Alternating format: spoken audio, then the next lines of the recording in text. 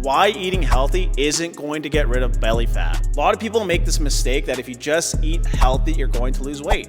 You're gonna get the salad, you're gonna put a bunch of dried fruit in there, be a little bit of protein, then there's the sauces, and then there's the cheese, and all of a sudden that salad that should be low calorie turns into this 1,200 calorie meal. Now what you actually need to do is you need to learn about counting macros and learning what's actually in your food and becoming aware of what you're actually consuming. And then once you build awareness around it, you can actually lose weight because you're gonna be making better food selection choices that are gonna be more calorie friendly, and that's gonna make you consistent in a calorie deficit. So if you like fitness tips like that, you wanna learn how to lose weight the right way, give me a follow.